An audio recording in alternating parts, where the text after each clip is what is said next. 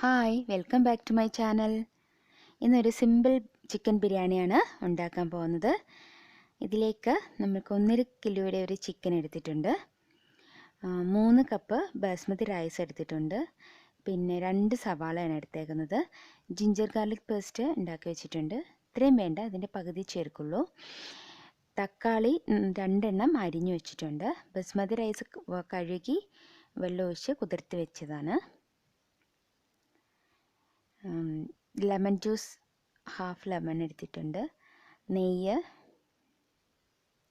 പച്ചമുളക് ചതച്ചത് 10 പച്ചമുളക് എടുത്തിട്ടുണ്ട്, അത് ചതച്ച് വെച്ചിരിക്കുകയാണ്.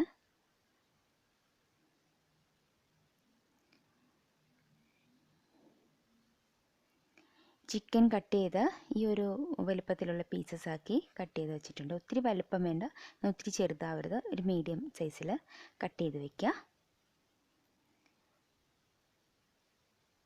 ഇതിലേക്ക് തൈര് ചേർത്ത് നന്നായി മിക്സ് ചെയ്ത് വെക്കണം. 1 ടീസ്പൂൺ തൈര് ചേർത്താൽ മതി. ഇത് ചിക്കൻ്റെ പീസസ് നല്ല സോഫ്റ്റ്, മാംസമൊക്കെ നല്ല സോഫ്റ്റ് ആവാൻ വേണ്ടിയിട്ടാണ് ഇങ്ങനെ ചെയ്യുന്നത്. പാൻ അടുപ്പിൽ വെച്ചു, നെയ്യ് ഒഴിച്ചിട്ടുണ്ട്. 2 ടീസ്പൂൺ നെയ്യുടെ ആവശ്യമുള്ളൂ. ഇതിലേക്ക് ആകെ ചേർക്കുന്നത് ഇത് മാത്രമേ ഉള്ളൂ, ഓയിലായിട്ട് വേറെ ഒന്നും ചേർക്കണില്ല. ഇതിലേക്ക് പട്ട, ഗ്രാമ്പൂ, പെരിഞ്ജീരകം, ഏലക്ക, പിന്നെ എന്താണ് ബേ ലീവ്സ് ആൻഡ് ജാതിപത്രി, ഇതൊക്കെ ചേർത്തിട്ടുണ്ട്. സ്പൈസസ് എല്ലാം തന്നെ ചേർത്തിട്ടുണ്ട്. കുരുമുളകും ചേർത്തിട്ടുണ്ട്. ഇതെല്ലാം ഒന്ന് നന്നായിട്ട് മൂത്ത് വരണം. നെയ്യിലിടുന്നിട്ട് മൂത്ത് കഴിയുമ്പം ഇതിലേക്ക് നമുക്ക് സവാള ആഡ് ചെയ്യാം. സവാള ചെറുതായിട്ട് സ്ലൈസ് ചെയ്തതാണ്. 2 സവാളയുടെ ആവശ്യമുള്ളൂ. അതിട്ട് നന്നായിട്ട് വഴറ്റിയെടുക്കുക. ബ്രൗൺ നിറമൊന്നും ആവണ്ട, ഒന്ന് വെന്ത് വന്നാൽ മതി. ഒരു ട്രാൻസ്പെറൻ്റ് ആയിട്ട് വരുന്ന സമയം വരെ വഴറ്റേണ്ട കാര്യമുള്ളൂ. ഇതിലേക്ക് ഞാൻ ജിഞ്ചർ ഗാർലിക് പേസ്റ്റ് ചേർത്തു, കൂടെ പച്ചമുളക് ചതച്ചതും ചേർത്തിട്ടുണ്ട്. ജിഞ്ചർ ഗാർലിക്ക് ഞാൻ നേരത്തെ എടുത്ത അത്രയും ചേർത്തിട്ടില്ല, അതിൻ്റെ പകുതി ചേർത്തിട്ടുള്ളൂ. ഈ ബൗളിൽ എടുത്തതിൻ്റെ ഇത്രയും ബാക്കിയുണ്ട്. ഇനി ഇത് നന്നായിട്ട് പച്ചമണം പോകുന്ന വരെ വഴറ്റിയിട്ട് തക്കാളി ചേർക്കാവുള്ളൂ.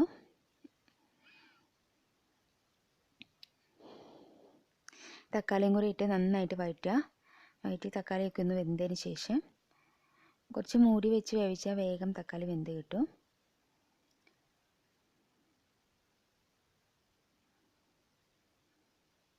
ആയിട്ടുണ്ട്, നമ്മുടെ മസാല റെഡി ആയിട്ടുണ്ട്. ഇതിലേക്ക് ചിക്കൻ ആഡ് ചെയ്യാം.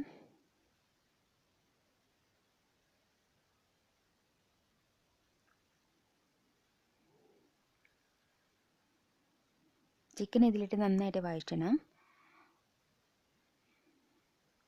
കുറച്ച് സമയം ചിക്കൻ മസാലയിലിട്ട് നന്നായി വഴറ്റി കുറച്ചൊരു 10 മിനിറ്റ് കുക്ക് ചെയ്യണം, അടച്ചു വെച്ച്.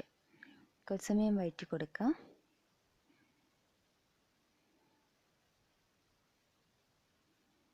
ഈ ചിക്കൻ ബിരിയാണി ആണെങ്കിൽ ഭയങ്കര ഹെൽത്തിയാണ്.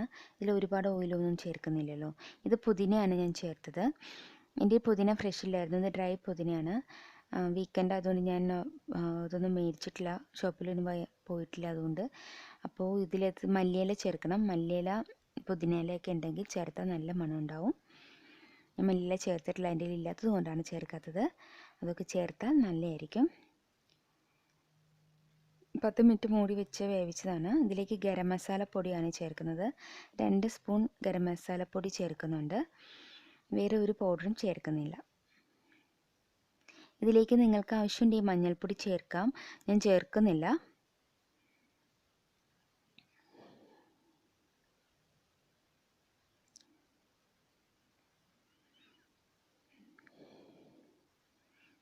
ഇതെല്ലാം നന്നായിട്ടൊന്ന് മിക്സ് ചെയ്തിട്ട്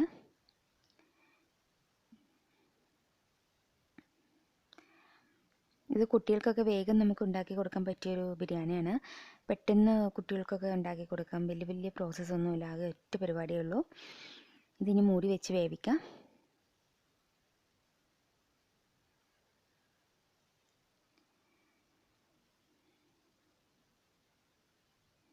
അപ്പോൾ ഇതായിട്ടുണ്ട്. ഇനി ഇതിലേക്ക് റൈസ് ആഡ് ചെയ്യാം.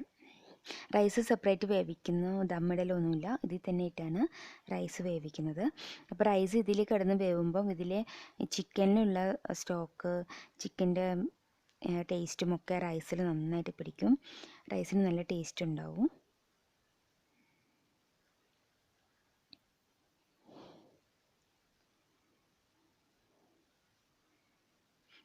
ഇതിലേക്ക് ലെമൺ ജ്യൂസ് ആഡ് ചെയ്യണം.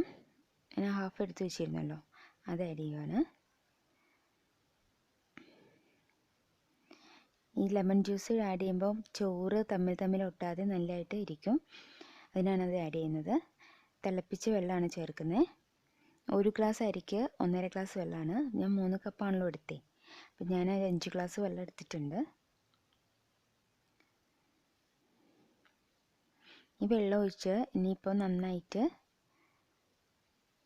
ഒന്ന് തിളച്ച് കഴിയുമ്പോൾ അടച്ച് വെച്ച് വേവിക്കുക. ആദ്യം തീ കൂട്ടിയിട്ട് വേവിക്കാം. 5 മിനിറ്റ് കഴിയുമ്പോൾ സിമ്മിലാക്കിയിടണം. സിമ്മിലാക്കിയിട്ട് കഴിഞ്ഞിട്ട് പിന്നെ മൂടി വയ്ക്കുക.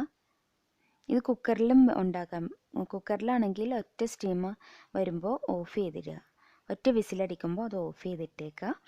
പിന്നെ അത് ഓപ്പൺ ചെയ്ത് എടുത്താൽ മാത്രം മതി, റെഡി ആയിട്ടുണ്ടാവും. ഇത് ഇനിയും തിളച്ച് കഴിയുമ്പോൾ ഒന്ന് സിമ്മിലാക്കി വെക്കണം.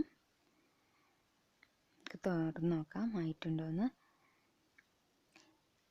പകുതി വെള്ളമൊക്കെ വറ്റിയിട്ടുണ്ട്, കുറച്ചുകൂടെ ഉണ്ട്. ഇനി സിമ്മ് തീയിൽ ഞാൻ ഈ ഹോള് ഒരു ഗ്രാമ്പ് കൊണ്ട് അടച്ചു വെച്ചിട്ടുണ്ട് ലിഡിൻ്റെ. ഒട്ടും ആവി പുറത്ത് പോകാതിരിക്കാൻ വേണ്ടി അങ്ങനെ ചെയ്തതാണ്. ഇതിപ്പോൾ ഏകദേശം ആയിട്ടുണ്ട്. ഇനി തീ ഓഫ് ചെയ്യാം.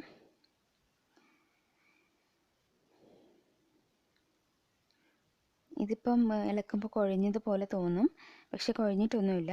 ഇത് നല്ലതായിട്ട് തന്നെ വന്നിട്ടുണ്ട്. പക്ഷെ ഇത് ഇനി തീ ഇട്ട് കൊടുക്കരുത്. തീ ഓഫ് ചെയ്തിട്ട് എന്താ പറയുക, ഇതിൻ്റെ ആവിയിൽ വേവിച്ചെടുക്കുക. അപ്പോൾ ഇതിനി മൂടി വെച്ച് കുറച്ച് സമയം മൂടി വെക്കണം. എന്നിട്ട് കുറച്ചുകൂടെ കുക്കാവും. ഒന്ന് ഇളക്കി കൊടുത്തിട്ട് മൂടി വെച്ചാൽ മതി. ലിഡിൻ്റെ ഹോള് മൂടിയിരുന്ന ഗ്രാമ്പു ഞാൻ മാറ്റുകയാണ്. ഇനിയിപ്പോൾ കുറച്ച് ആവി പുറത്തേക്ക് പോകണം നല്ലത്. ഇത് 10 മിനിറ്റ് ഇങ്ങനെ വയ്ക്കാം. ബാക്കി കുക്കായിട്ടുണ്ടാവും. അപ്പോൾ നമുക്ക് ഓപ്പൺ ആക്കി വയ്ക്കാം. കുറച്ച് സമയം പിന്നെ ഇത് ഇങ്ങനെ തുറന്ന് വെക്കണം, അടച്ച് വെക്കരുത്. പിന്നെ അതിൻ്റെ വെള്ളമൊക്കെ ഒന്ന് വലിയാനായിട്ടാണ്. എയർ കൊണ്ട് അതിൻ്റെ വെള്ളമൊക്കെ ഒന്ന് വലിഞ്ഞ് അത് നല്ലൊരു എന്താ പറയുക, വെള്ളമൊന്നും ഇല്ലാതെ നല്ലതായിട്ടിരിക്കും.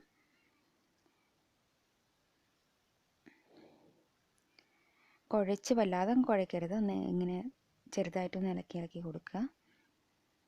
കട്ട കൂടാതിരിക്കാനാണ് ഇങ്ങനെ ഇളക്കി മാറ്റിയിടുന്നത്. നമ്മുടെ ബിരിയാണി റെഡി ആയിട്ടുണ്ട്. വളരെ എളുപ്പമല്ലേ ഉണ്ടാക്കാൻ. കുട്ടികൾക്കൊക്കെ വേഗം ഉണ്ടാക്കി കൊടുക്കാം. നല്ലൊരു മണമാണ് ബിരിയാണിയുടെ. എല്ലാവർക്കും ഇഷ്ടപ്പെടും. അപ്പോൾ എല്ലാവരും ട്രൈ ചെയ്യണം. ചാനൽ ഇഷ്ടപ്പെട്ടാൽ സബ്സ്ക്രൈബ് ചെയ്യണം, ലൈക്ക് ചെയ്യണം, ഷെയർ ചെയ്യണം. Have A nice day.